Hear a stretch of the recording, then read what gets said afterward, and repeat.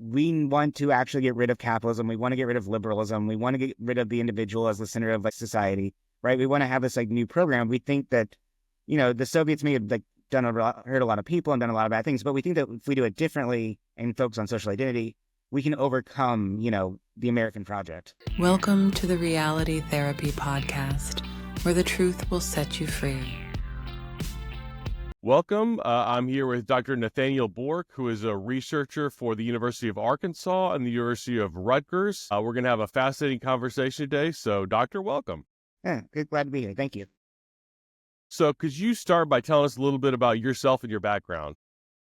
Yeah, so I originally wanted to set out to be a philosophy teacher. And so I got my master's in philosophy from CSU at Colorado State in 2009. I taught for 7 years. And then this wokeness overtook my college at the time, and I didn't quite understand it.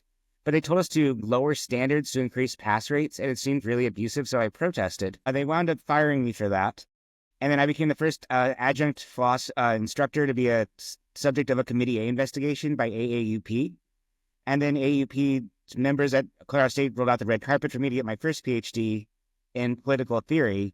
And then I'm doing a second PhD now in education policy reform, trying to get us out of this mess that we sort of found ourselves in.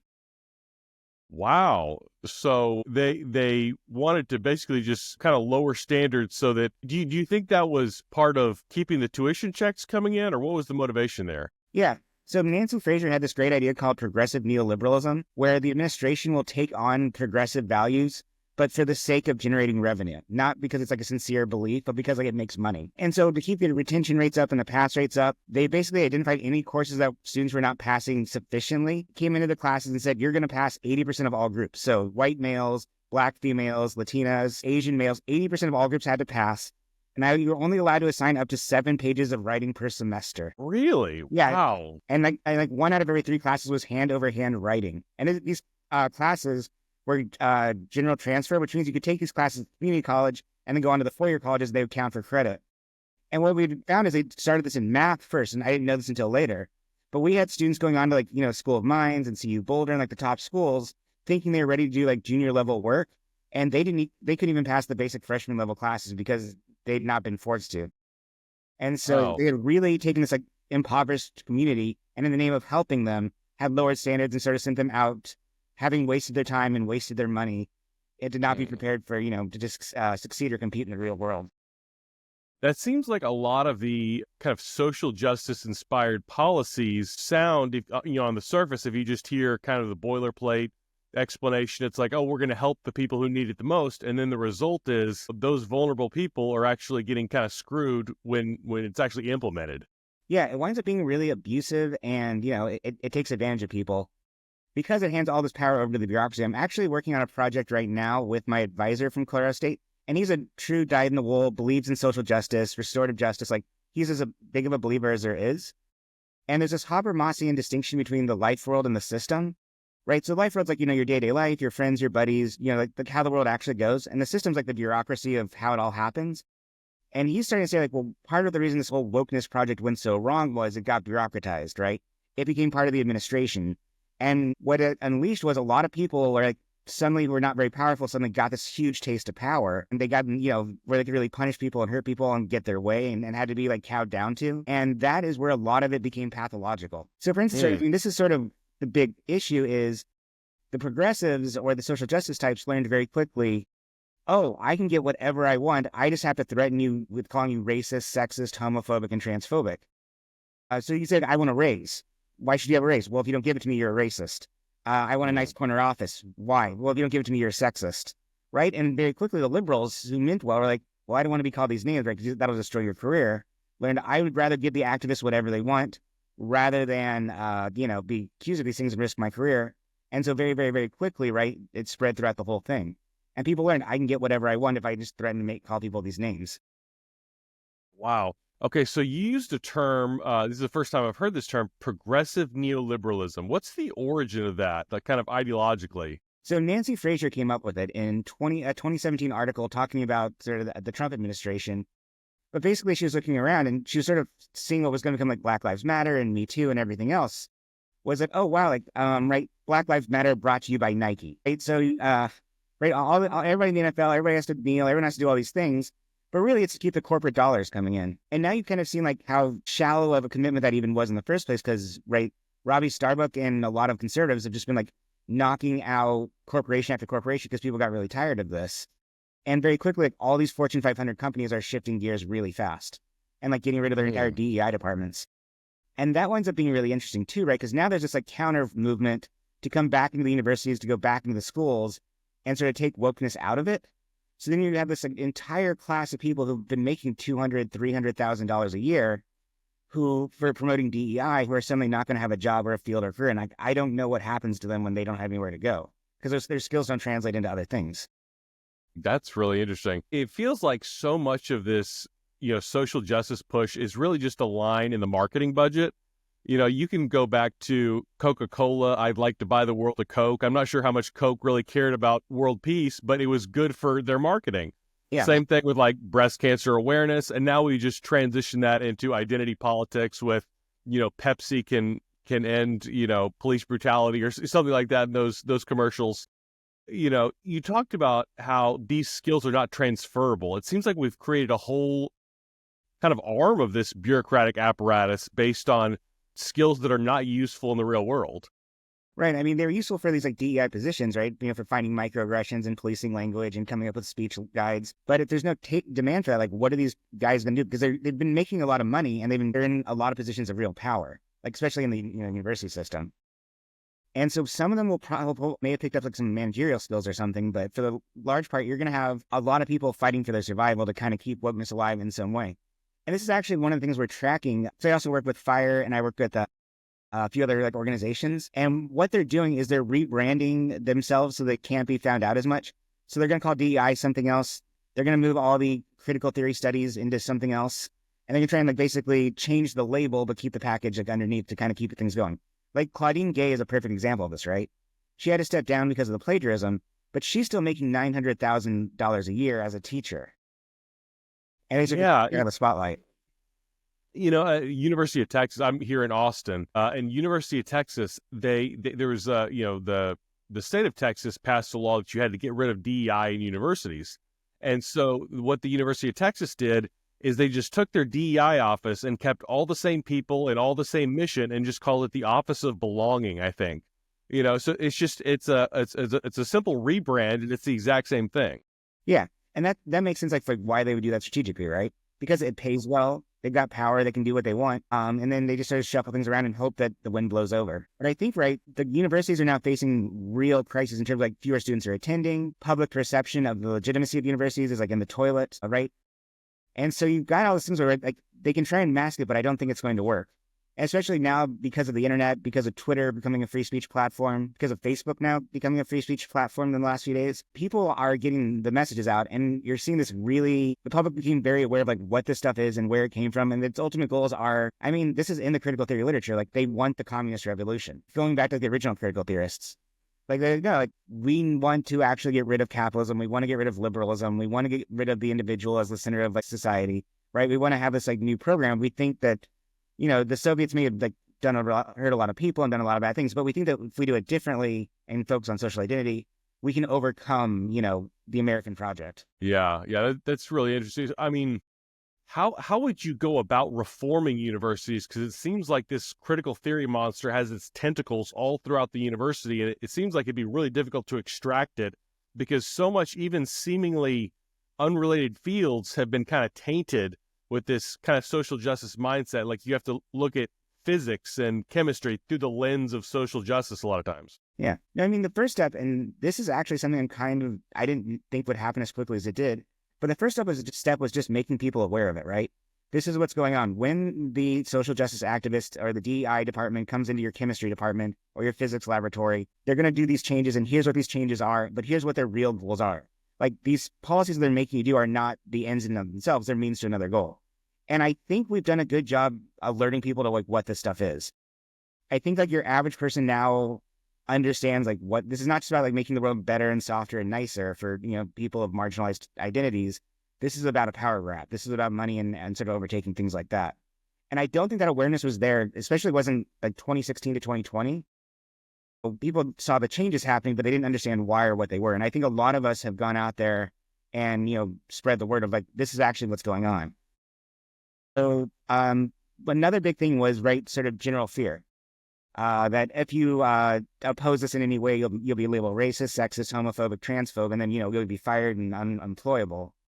So hopefully people are kind of aware, like, well, this is your choice, right? If you give in to that fear, if you act cowardly, it's not going to save you in the long run. It'll buy you some time, but it's not going to do that.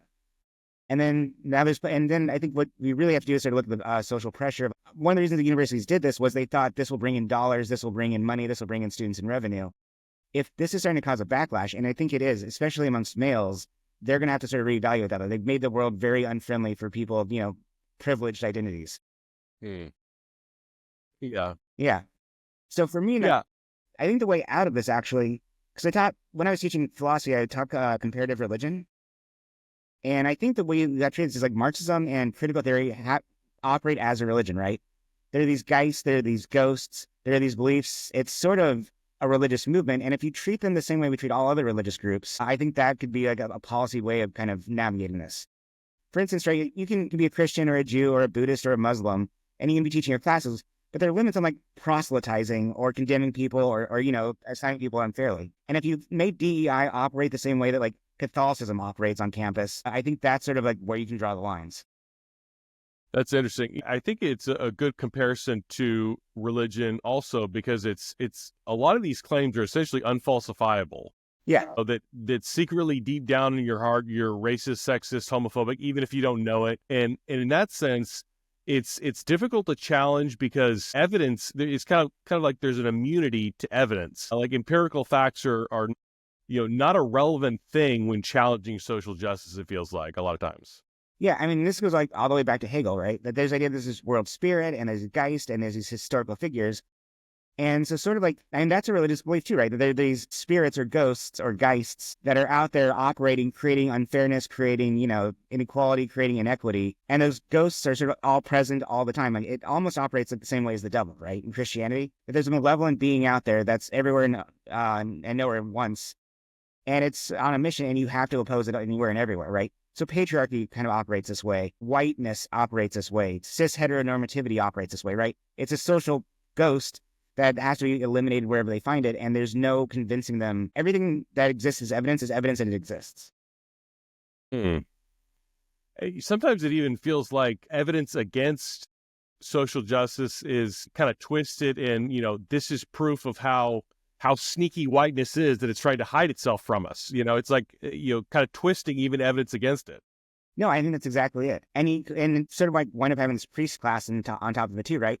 Robin DiAngelo, Ibram X. Kendi will come to you, the sinner, and I will explain your sins to you. And then you can now, I can't really offer you redemption because, that's not a possibility. But, you can atone for the sins of your identity. You can become an activist forever in search of redemption, even though you probably won't ever get it. Yeah, it's with DiAngelo, it feels like you're a sinner no matter what, but if you confess your sins, you're a slightly lesser sinner. Yeah, it's sort of like if you pay penance for the rest of your life, that's the closest you can get to actually being a good person. Yes, yeah. So can you tell me what your research is on right now? I've got a number of projects going on. So my dissertation was picked up as a book, so I'm working on transferring that over to that with some edits and some changes. And that's basically on the progressive neoliberal university. And kind of like, where do these pathologies come from? And then what can be done about them? And there's a lot of people out there who are kind of looking at this a while and thinking about like, where is this going? Where the problems are going to be? And then how can it be redeemed? So that's the big project. I've got a paper going on radicalization. And I'm submitting that today to one of the top journals. That's me and Lee Jessam's work and the Institute. And basically that's like, so right now it's sort of the way the social psychology operates between like the far left activists and the far right activists. And they both actually feed off of each other and really encourage each other and create this sort of matrix where they're bouncing off of each other, like really like encourages them more and sort of brings like everything into this battle where it becomes all consuming. I mean, like, it's like a core feature of your identity, right? Like I'm on the left, I'm on the right, I'm woke, I'm anti-woke, I'm this. And basically once that becomes your identity, that's how you're going to see everything. That's how you're going to operate with everything. And then everything's going to be put through that lens. Like one of the interesting things too here is the sort of gender divide that's happened. where a lot of women have really like gone into social justice and really believe in it, and become very progressive. Where now like there's a huge backlash against men and like young males, and they're like, I don't buy into this. This is against me. I don't like this, and they've split very hard over to the right. And that cuts across racial lines and ethnic lines. Like you saw movement, every group moved towards Trump in this most recent election, except for I think white progressives and especially white women.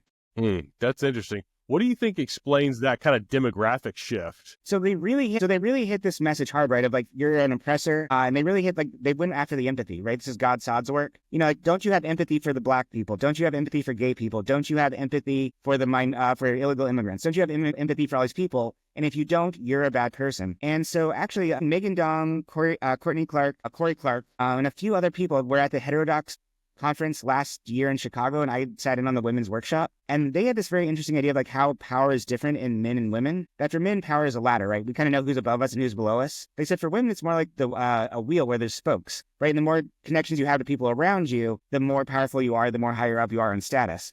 And so when women get mad at each other or go to war with each other, they take out each other's spokes and they destroy as many relationships as possible. And what they'll do too is like, if your friend gets like listed as like a bad person, as a racist, sexist, homophobe, or transphobe, if you're a woman and your friend gets in trouble, that will also come after you. Like they won't just go after her, they'll go after you, and they'll go after your friends, and they might go after your kids, and then your kids aren't invited to like, the play circle. And so basically, they get women to police each other because like if one of them steps out of line, it's, like they'll do everything they can to socially isolate and destroy that person. Oh, that's really fascinating. I mean, that makes sense, but I hadn't really thought about that. That's an interesting, the wheel versus the ladder, analogy. I thought it was brilliant. I'm like, I'd never heard it before. It's not my idea. I stole that. Definitely. What do you think explains, the whole narrative is that, Donald Trump's a white supremacist, and you have, I think, every ethnic group between 2016 and 2024 moving towards Donald Trump. What do you think explains that? So, No, Trump more than anything else is a middle finger, right? Trump. The analogy I've used before is, so when the wokesters, when the social justice activists, when the restorative justice people got all this power and were policing language and saying, here's the good words that you must say all the time. Here's the land acknowledgements. Here's the pronouns. Here's all this. And then here's all the naughty words. And if you ever say this, we'll call you a racist, sexist, homophobe, transphobe, etc. They become very school-marmish, right? Very hall monitory. Very, that's a microaggression. Now you're in trouble. Now you're in trouble. And Trump just did not care in the slightest. Like if it came into his head, it was coming out of his mouth, and he just was free in a way that nobody else was. And I think that is what the appeal of it was. And then you had this establishment that had been very powerful and had a lot of money going in both the Republican and Democratic parties that was very much banking on all this. And he just basically knocked it out, right? The first person Trump went after was Jeb Bush. Trump's first political enemy were the Bushes. And then it was the establishment Republican Party. And then he went after like the Democrats. And he just says things that, would get anybody else like, fired and canceled and everything else. It seems, I mean, for me growing up, in the 90s and the 2000s, your Republicans were your party of decorum. They were your Chamber of Commerce people. You know what I mean? George H.W. Bush, this, distinguished statesman kind of thing. And now, Democrats are the people trying to preserve decorum. And you've got Donald Trump completely just, like you said, giving a middle finger to all that. Does this, reversal swap, what do you make of that? No, I mean, right. So I know a lot of Republicans who just detest Trump because he doesn't have decorum, right? He's starting things with Greenland and Canada and, and just because he can, he just doesn't care. And so, it's he's in the back of the class, right? Being lectured at, just scrawling his name in the desk with a knife and smoking, and just no one's going to tell him what to do. And there were a lot of Republicans hate that because it upsets business as usual. And I think there's a sort of larger, this is me being religious, right? There's this larger spirit in the world of a lot like right-wing populism. This is America, Argentina, Brazil, France, England, Germany, Italy, Hungary. And a lot of people are saying the system as it was, the polite system, right? The suits and ties and the Chamber of Commerce, they started looking out only for themselves and they stopped caring about the little guy. And the little guy has just sort of had enough. And so anybody who comes in and promises to be a disruptive figure gets this huge wave of support. That's interesting. I feel like a lot of the right-wing populism across the world here, Brazil, it's a number of European countries that's on the rise. I feel like a lot of times it gets chalked up to, either racism and xenophobia or a backlash against immigration, trade, things like that. But I think you're right. I think you're onto something with, there's something about this system doesn't feel fair. I clock in, I do my thing. In 2008, I did everything I was supposed to, and I lost my house, Yeah. and some banker got a bailout. There's some like bigger, it's not fair mentality that I don't think is completely irrational. That I think that's a part of the response. Yeah. No, so there's this concept of noblesse oblige, right? And this goes all the way back to the ancient world. They've always kind of known this, right? That if you're going to be at the top of the castle, if you're going to be sitting in the throne, if you're going to have like all the riches and luxuries and all the nice things the world has to offer, you better be looking out for the little guy. Because if you push the little guy too far, right, the whole thing comes tumbling down. And so if you look at like immigration in Europe, right? So from the Chamber of Commerce, elite, wealthy point of view, like look at all these people we can bring over. They're going to work for less wages. They're going to, maybe they're really good workers. We will just bring in like waves and waves and waves of people who will work cheaper, and like that'll help our bottom line. Right? We'll make more money in the spreadsheet. Whether the average person living in Europe is seeing like their neighborhoods get overrun, and it's a different way of life, and right, it's a very different attitude towards women. They're saying like, I don't like this. Like, this is not the culture I grew up in. This is not my country. There's too many people here. They're not assimilating. They're attacking us in some cases. We feel sold out by our government for cheap labor. Yeah, that's interesting. I mean, it feels like there's a lot of people who, for most of their lives, were apolitical. Yeah. And, there's a number of movies where it's like the protagonist, I'm trying to stay out of this fight, and they keep pushing him, like the Patriot, they kill his kid, and John Wick, they kill his dog, and then, just something snaps, and it's like, I've got to get in this fight. A lot of these, Trump people or Marine Le Pen or wherever they are, Bolsonaro in Brazil, it's like, you push them too far and something snaps. Yeah. It feels like. Right. At some point, yeah, you're just like, I've lost everything or I'm going to lose everything. I don't care anymore. I'm going to try and take it down with me. Yeah. You see that all over the world too. Like, that's not a Western phenomenon. That's a, universal thing, right? Suicide bombers, people self-immolating themselves with gasoline. At some point, you're just like, I have to send a message, like something has to happen, and it has to be drastic. Yeah, that's interesting. I mean, it feels like at a time when, in terms of absolute income poverty, things are not that bad, but there's this kind of relative deprivation where somebody who I feel like didn't play by the rules is making astronomical amounts of money, and me who did play by the rules is stagnating. Do you think like that relative disparity is a bigger deal than absolute conditions? Yeah, I think, right, because part of it too is like, we're always looking at status and comparing ourselves to others. That's a fundamental part of human nature. And I think too, like, if you look over the last 2007 to now, there's been a massive transfer of wealth out of the lower and middle class up to the top. I think the COVID policies were the biggest transfer of wealth ever, and it was all upward, right? All the mom and pop shops had to close down, had to social distance. Walmart, Kroger, like the big corporations were allowed to stay open, and just like business after business after business went down, and the big guys, made like fortunes off of it. Yeah. I mean, that's a really good point. I feel like there's kind of amongst a lot of the progressive left, there's like a language of the little guy, but kind of these people in the middle or lower middle, like your small mom and pop businesses, are pretty much ignored, or almost even, there's a disdain for them. So like in theory, we care about the homeless, and somehow channeling money to big business is going to, in some theoretical way help them. But, these small businesses who go out of business, we don't really care about them. Last year I read Michael Schellenberger's San Francisco. Yes, I loved it. Oh, I'm like, wow. And now we've incentivized the bureaucracy to keep as many people homeless as possible. Because as long as there's homeless people, ODing and living on the streets and squalor and all this stuff, then the bureaucracy has a job to go do, and people have paychecks to go collect, catering to this population. And so you kind of create this perverse economic incentive to have as many homeless people as possible. Part two is the worst thing Reagan did was he closed down the insane asylums. Like, a lot of the people who are homeless, they're not functional. They're not able to take care of themselves. It's not like we get them into a job and we got them cleaned up. They could function. Like, a lot of people have such severe mental illness.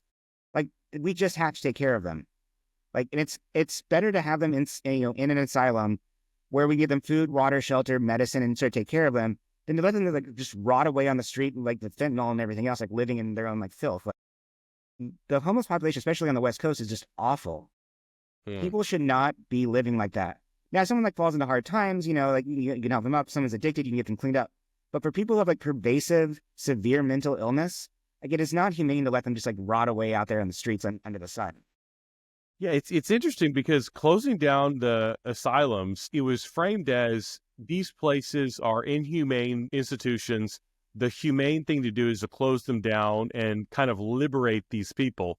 And the facts of what we've seen is very different. Skid Row in LA, it does not look like liberation to me. No. And those critics did have a point, right? The One Flew Over the Cuckoo's Nest, fantastic novel, fantastic movie, right? I mean, you could get institutionalized and they could do almost anything to you, and you didn't really have any sort of protections there. So we did need to reform the institutions. Like there was a lot of abuse going on inside there. I mean, I forget who it was, but there was a professor, and he had his grad students like all feign mental illness to get put into a mental institution just to see like how easy or difficult it was. And I think it took him like, or her, I forget their gender, but it took them like 12 to 18 months to get them back out of the asylum once they'd been committed. Yeah, and I think they were told to say something really vague, and they all got diagnosed with schizophrenia. Is it that one? Yeah, and like, yes. And then the professor, this is just this experiment where they're not really crazy, like they're just putting on a show, and they wouldn't believe them. They wouldn't let them go. That's wild. That's scary. And part of it too. So what doctors get, especially psychiatrists, there's something called Asclepian authority. Asclepian authority is what your doctor has where he or she can compel you to behave in certain ways, and it's a very powerful thing. All right, because you have final say over someone else's destiny, and that's very easy to fall in love with and abuse. And a lot of these mental asylums fell into that. Like, no, these are my patients. These are my subjects. Their lives belong to me, and I will decide for them what they're going to do. So you have to be wary of the temptation of that kind of power, which is where a lot of the abuse came from. Again, a reformed mental institutions is where a lot of these homeless people need to be. Yeah. What would it look like creating something like that, or I guess recreating in some way? So this is actually the Habermasian sort of approach. Habermas was the leader of the second generation of critical theorists, and he actually thought you could use critical theory to make the world, make liberalism better rather than destroy liberalism. And so it's like, no, like even if they're crazy, even if they're in an asylum, they still have rights, they still have dignity, they still should have some sort of say. And so you have to protect them as individuals, and you have to have a monitoring system within the asylums to make sure that people aren't doing horrific things. That's also we try to do that with jails, but jails are really difficult because it's a very difficult population. And there's not enough money and there's not enough space. But like prisoners are supposed to have their rights respected. People who are in insane asylums should have their rights respected within, realizing the practicality of having to use restraint sometimes. So going back to your research, you've done some stuff with Lee Jussum, and I know people like you and him, like the pirates of research, if you will. Yeah. You've got basically all of academia completely set against what you're trying to do. Yes. And you're kind of this like Han Solo rogue rebel, researcher. How does that feel to be like set in such an antagonistic position against like the vast majority of the other researchers? What's interesting, this department I'm in now is also very piratey and very, going against the grain and doing education reform.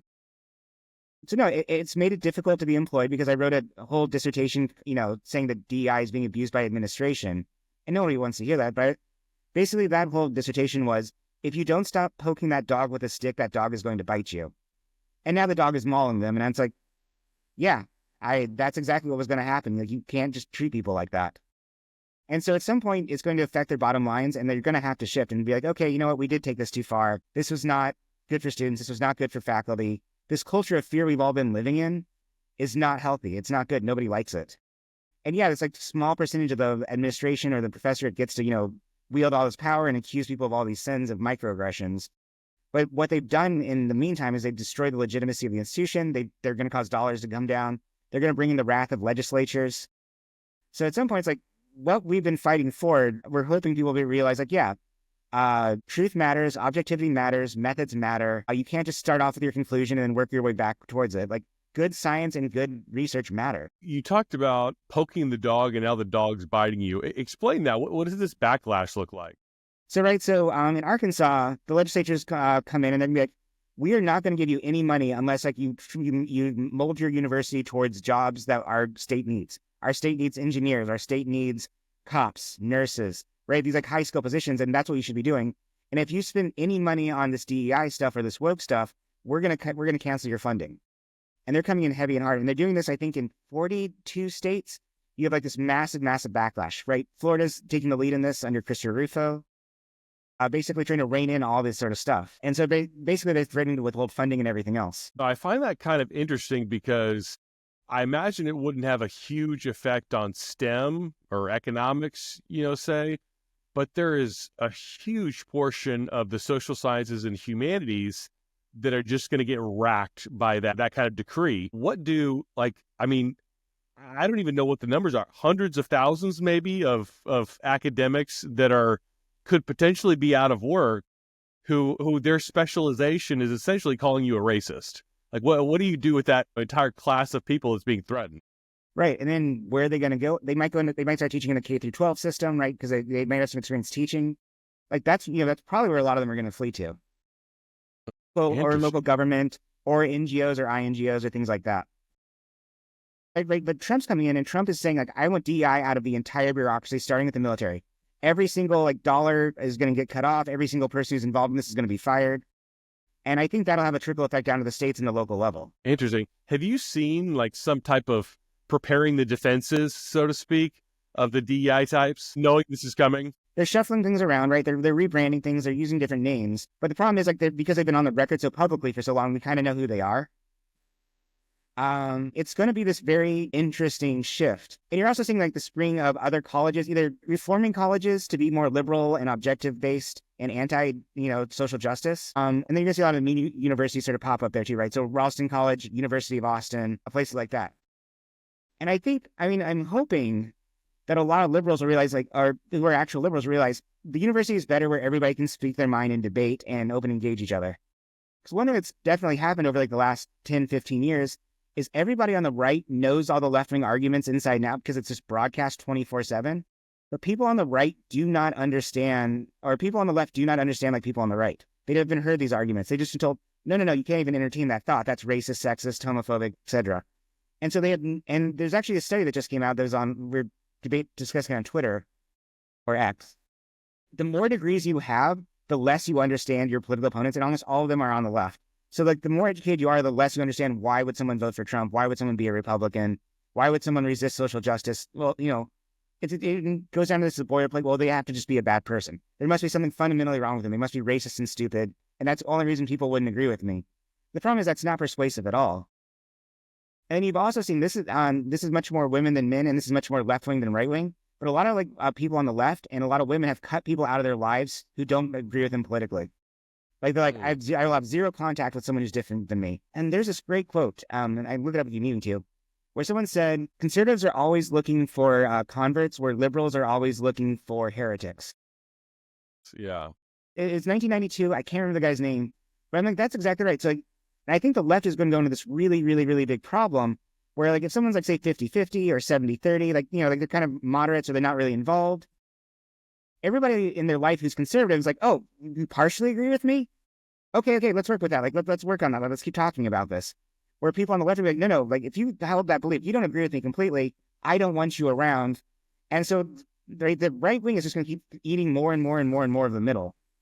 Because they're engaged.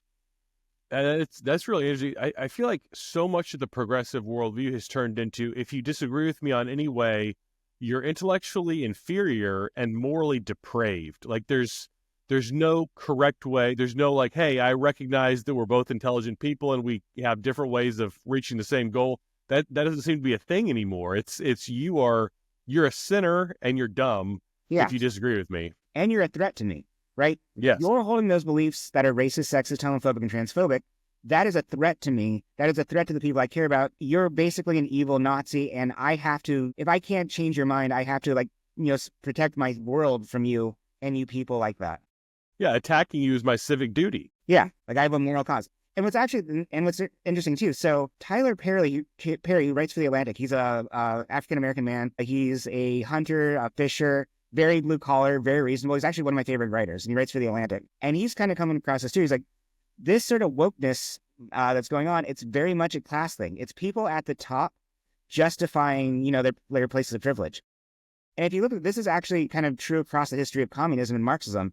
It's always wealthy people who are the main drivers of it. They're always the activists. And psychologically, what we call this is a significance quest, right? Like I was born wealthy. I recognize like I'm driving around in a Lexus that my parents bought me. There's homeless people over here. There's, poor people over there. Well, I don't want to feel bad about that, right? I don't want to feel like, like I have so much and they have so little and I deserve it, because like I've been told that's very bad. But if I become a social justice activist on their behalf, then I'm morally good. Then I'm justified in being born to wealth and being born to, all this. And the other part of it is, people who are working class have to work for a living. They go to their jobs, they come home to their kids, but if you have a lot of wealth and you come from wealth, you've got all the time, money in the world, and you've got a moral imperative to justify your place of privilege in the world. I doubt there's many people who have to work 2 or 3 jobs who are very much concerned about microaggressions. Yeah. I think one of the things with this kind of elite consensus around wokeness is if you say, hey, I was born into a lot of financial privilege, then someone could say, well, you could just give it away to somebody who needs it, or you could give it away to charity. But if you say, I have white privilege, you can't give that away. You're just basically, it's just empty, hollow virtue signaling. You don't have to do anything about it. It's a way to kind of shift the conversation about from privilege that you could do something about to just kind of theoretical privilege in a sense. Yeah. Did you see Am I a Racist? Matt Walsh's movie? Yes, I loved it. And the dinners where it's like $3,000 or $4,000 per person to attend a dinner to like be lectured about like their white privilege. I mean, right? Like that's essentially like going to the Catholic Church and buying indulgences, right? Yes, it is. And like, but I think one thing that the woke did really well is they really used empathy to make women feel guilty. They really hit that guilt hard. Like if you don't join us, if you're not part of this movement, if you're not part of social justice, you're a terrible, terrible person. And, everything you have will be taken from you and your children will be ostracized. And like, it really scared a lot of people into compliance, or guilted a lot of people into compliance. Yeah, I'm in grad school to be a therapist. And I feel like the therapy profession is uniquely vulnerable to being hijacked by wokeness, because you have that like an essential part of being a therapist is having empathy for another person. And so the social justice activists can kind of sneak in there and say, well, you want to have empathy for a vulnerable population. And before you know it, it's like, well, you have to support running these medical experiments on children who are mentally ill in the name of transgender rights. It's like, that empathy is kind of your gateway to a whole world of awful things. Well, and the departments themselves have adopted policies that sort of demand it. A colleague of mine at CSU had to drop out of their counseling department, or because he was in grad school too, because they said like everything you do needs to center around social justice. All of your whole world, you must be a priest if you're gonna continue this program. And they basically just made life hell for him until he dropped out. And so the idea, wow. And it's actually really funny. So before I got my PhD in political theory, like, I didn't think that anyone took like Freud and all that seriously anymore. Like, okay, it was the original idea back in the day. It was, it was revolutionary, but then we moved past it. But if you go into the political theory stuff, it's all Freudian. It's Freud and Lacan and like all these like that the systems of oppression, like patriarchy and whiteness and cis heteronormativity, operate through the mind, and capitalism has structured the mind to be a vehicle for reproduction, and therefore the way to undo capitalism and get the revolution is to get into the mind through psychiatry, through psychology, and then go out and colonize these fields and turn these into engines for creating activists. And so that when people are desperate and at their worst, they come to us and we offer them the cure in terms of that. And that's also like why I think it's a religious movement. Because if you look at like in the United States and in Europe, like where do Christianity and Islam get most of their converts, or a lot of their converts? Prisons, drug rehabilitation centers, right? If someone's like at the end of their rope and they're like down and out, that person is just waiting for someone to like give them a hand, and then they're going to get their loyalty. Yeah, so much of critical theory is based on fusing Marx and Freud. Yeah. And even if you look at like the implicit association test, it tests your unconscious bias, supposedly. Yeah. I mean, that's kind of some voodoo version of psychoanalysis. We can get to your unconscious and pull out your secret racism that you don't know about. Yeah. No, and Lee's done a bunch of work on like the problems of the implicit bias test. We know that something's going on, but we don't even know what it is, let alone what does it indicate. Have you taken the implicit bias test? No, I was going to, and then I actually found Lee's work and realized none of it's legitimate. Yeah, I mean, there's something going on. But so basically, like, it just shows you faces, and then you pick like a word, and it's supposed to be really fast.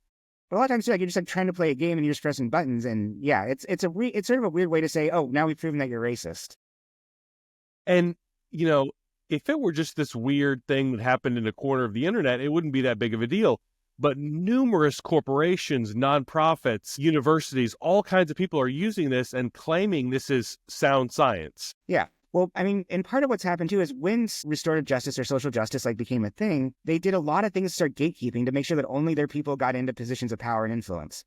And that's now been going on for 15, 20 years, if not longer. Right? So the implicit bias test, that you have to pass. You also got, especially for academic jobs, you had to do your DEI statement. And this is Nathan Honeycutt's work where he's like, if you said, I support diversity of identity and like I'm all about this, if you're very socially active, you're very likely to get moved on to the next level. If you said, I support diversity of opinion or diversity of ideas, you're very, very likely to be penalized and have your resume thrown out right then and there. And if you said both, you were still pretty likely to be penalized. And so they were using this as a way to screen to make sure that only co-partisans got in there. But then part of what happened there is they got high on their own supply, right? When everybody in a department is all left-wing and you've got a mix of either social justice activists who are true left-wing anti-capitalist types and a handful of like really afraid liberals and like zero conservatives, there's no one left to tell you when you're wrong, when you've made an assumption, when you've kind of gone off the rails. There's no one who's willing to speak up and say, hey, this is actually not true. Like at a lot of psychology departments, if they've been totally captured now, if you said the implicit bias test doesn't actually measure racism or sexism, you would be the enemy number one, and they would try and drive you out of your job. Yeah.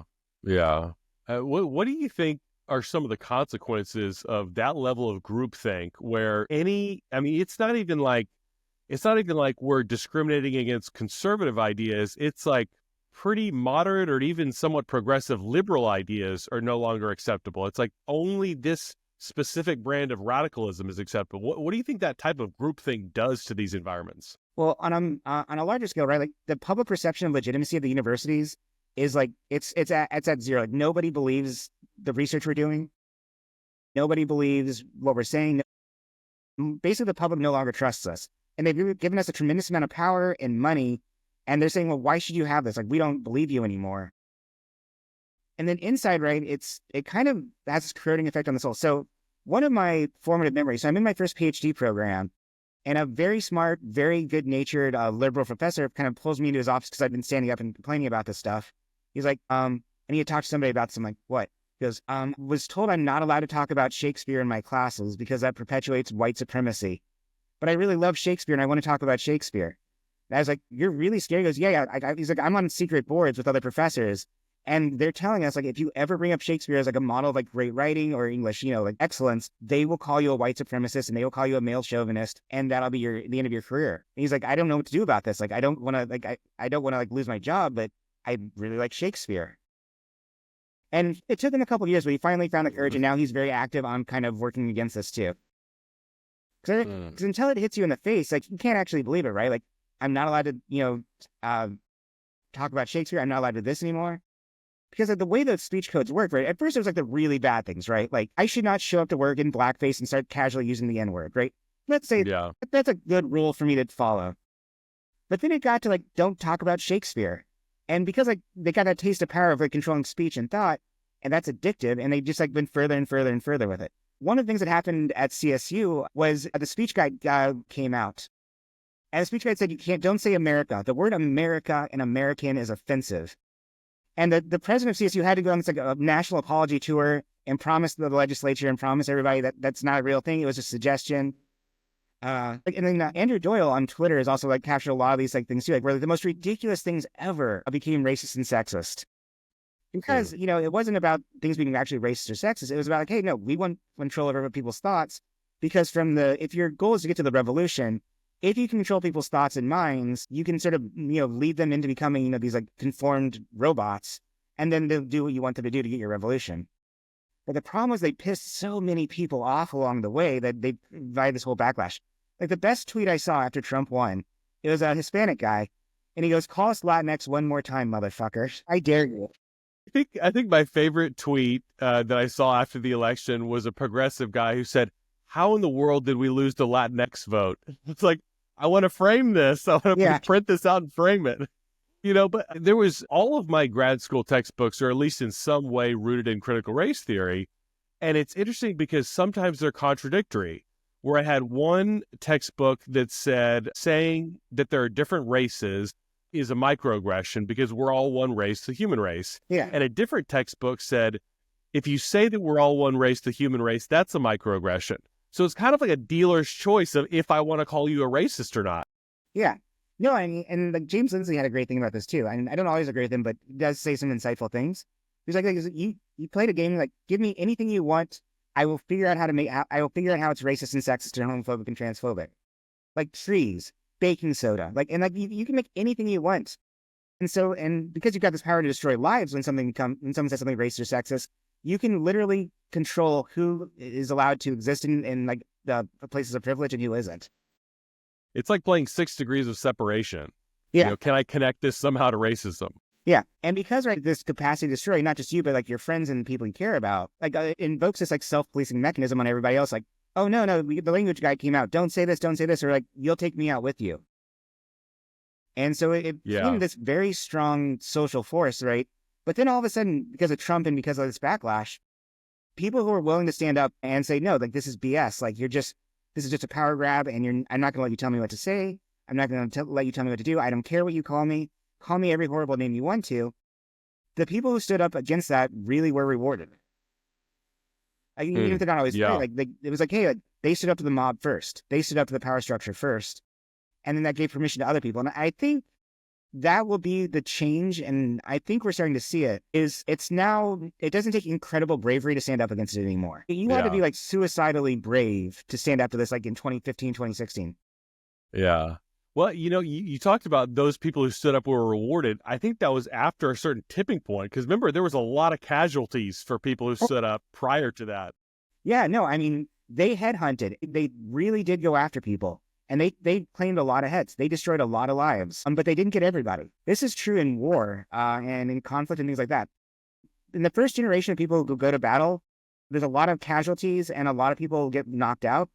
But then in the second generation, right, the people who've survived have gotten much better. People who've survived have figured out the game much more. And it gets much more difficult. Like, this is I have friends in the military, and this was like our story of Afghanistan and Iraq. At the first like wave of conflict, like it was idiots who didn't know what they were doing, blowing themselves up. By the second, third wave, like these people were like hardcore killers who knew the game inside and out about technology and became a much more dangerous thing. And a similar thing happened in academia, right? Tons of people were driven out, tons of lives are destroyed, tons of damage was done, but they didn't get everybody. And the people who they didn't get figured out how to play the game better than the people who were coming after them. And where it's very cushy to sit there on high and be a DEI administrator and cast down sin and judgment, it's really hard to survive it being against that. But once they figured out how to do it, they started teaching other people, and then they started bringing people with them. So like Lee Justin is a great example. It's like he survived, I think, 3 major cancellation attacks where they called him every name in the book.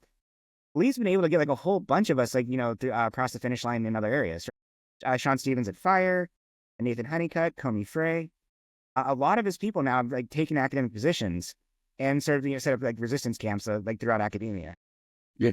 Resistance camps is a good descriptor. I wanted to see if you can comment a little bit on the academic journals, because that's another area of gatekeeping where, you've got the university itself, but then you've got these academic journals that kind of gatekeep what research becomes, the correct knowledge. Can you comment on that? No, the activists are very smart. They got control over who gets hired, who doesn't. They got control over who gets fired, who doesn't. And they get control over what research gets published and what doesn't. They infiltrated the boards as heavily as possible on all these, not just like the journals, but the academic organizations as well. So I'm part of a group called SOIBS, the Society for Open Inquiry in the Behavioral Sciences. That's me and Lee and a bunch of other people. And so the American Psychological Association has their event, and they're pretty much completely captured at this point.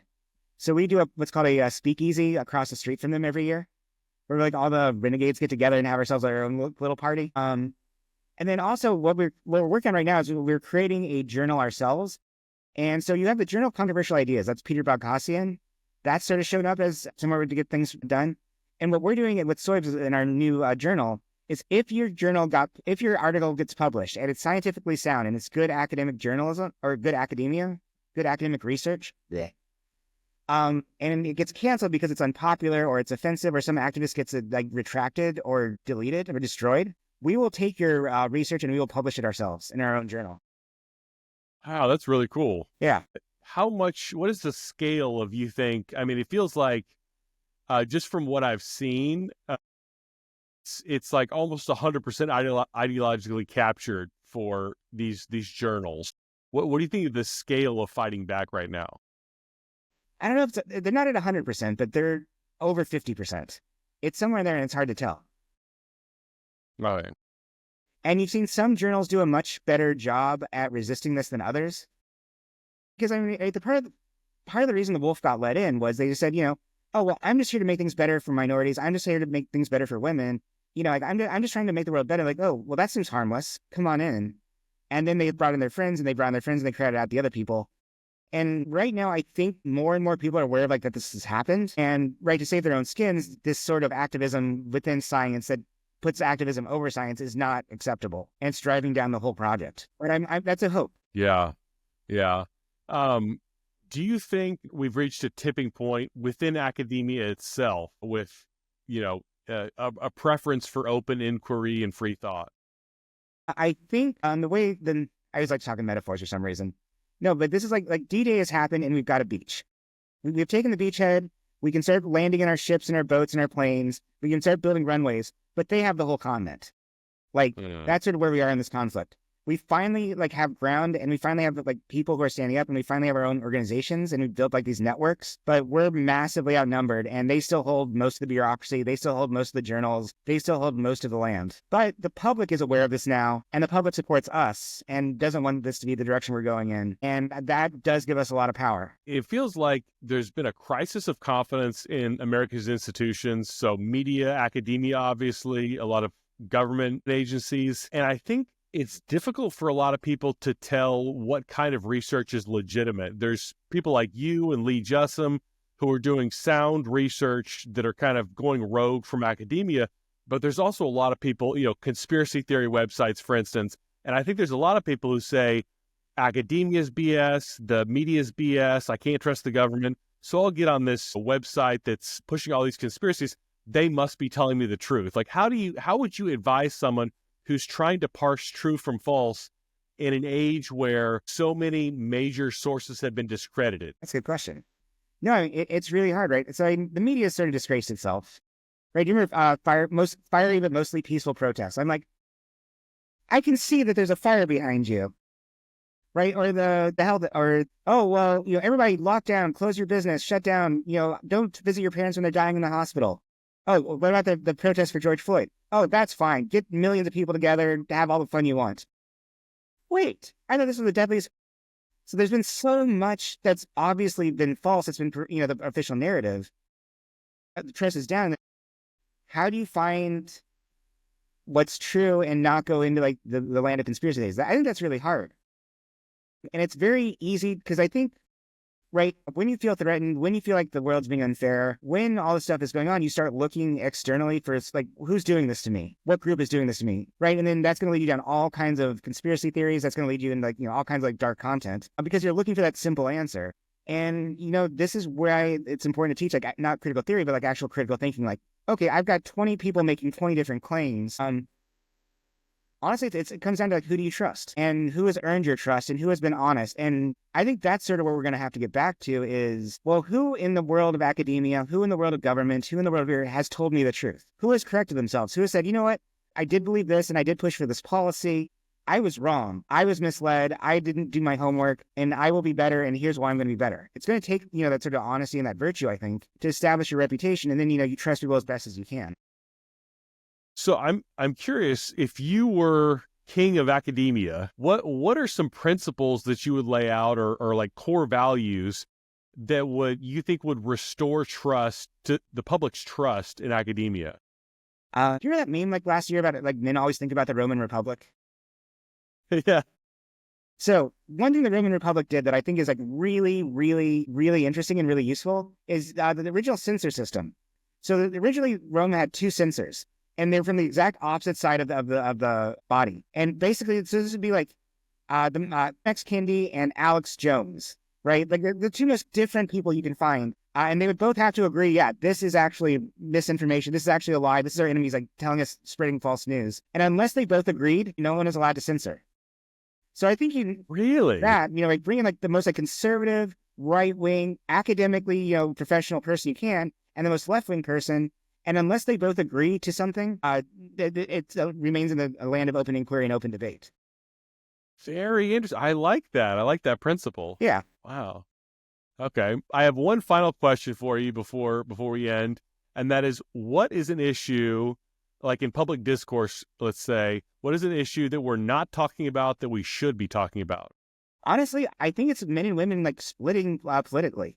That I think is, I don't even know where that goes, because like a lot of left-wing women will not date conservative guys, but most guys are going to the right. I'm like, what does this do to families and children and going forward? That's going to be really interesting. And That's fascinating. Yeah, because the women are going very clearly to the left and the men are going very clearly to the right. But like, what does that do to a civilization?